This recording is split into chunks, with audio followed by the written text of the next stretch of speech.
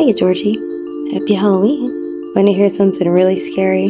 The late, great, world-renowned philosopher Aristotle used to teach his students that women were just underdeveloped, defective men who were inferior because their bodies were too cold to produce semen.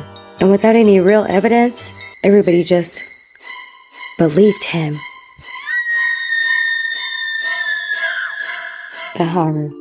But wait, there's more. I've compiled a list of the most ridiculous medical myths that people believed about women.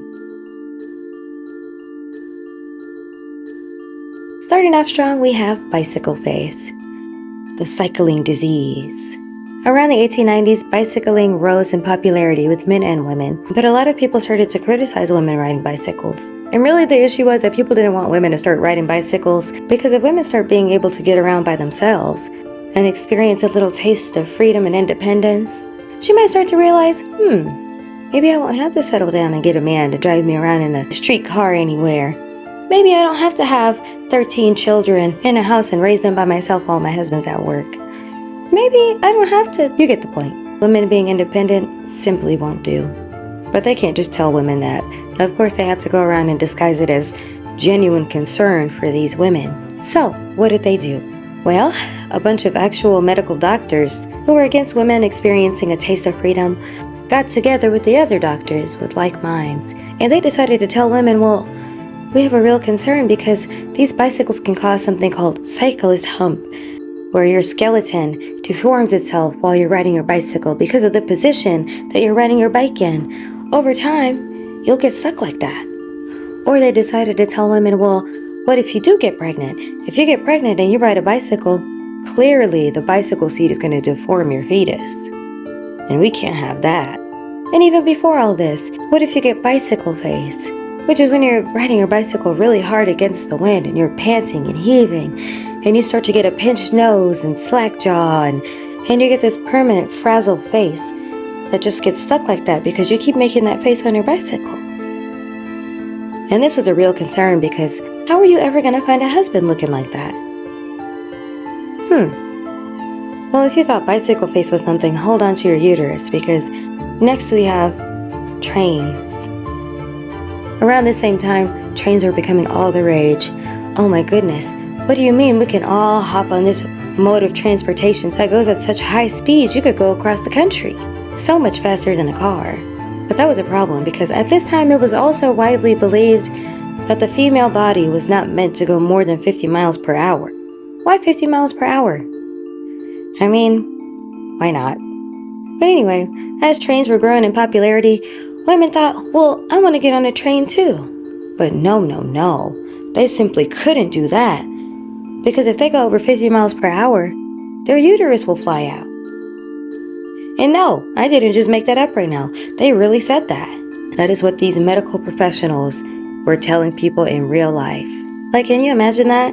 Can you imagine you're getting on the train and you get to your destination, you get out the car and get your bags, and then halfway to your hotel, you look down and you go, oh, but we have to go back. My uterus fell out. And then I feel so bad for the poor janitors. Like, imagine they stop the train, everybody gets off, and they go up there to sweep, and they got all these uteruses on the floor. Uteruses? Uteri? Uteries? I don't know. Imagine your uterus just bouncing around like that. Which brings us to our next ridiculous myth, the wandering uterus. Since about 1900 BCE, which is not the same as 1900 ACE, so for thousands of years, until the 1950s, actual medical doctors were diagnosing women with hysteria. What is hysteria?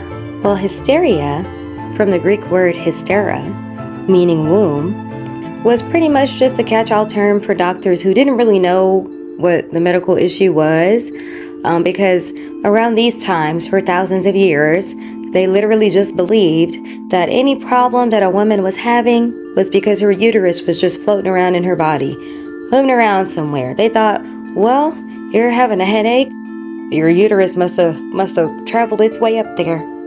Because in the real medical books, they believed that the uterus wandered around the body like a hungry animal looking for semen. Yes, they literally believed that in real life and told other people this in actual real life. This is not a joke. I am dead-ass serious. And so were they. They thought if it wandered to the wrong place in the body, that it would cause sickness. So, real medical doctors thought, well, for women, where there is pain, there is uterus. They thought that all of our problems came from right here in the uterus. Couldn't be anything else, just the uterus. So what is the treatment for a wandering uterus, you may be asking? Well, let me tell you.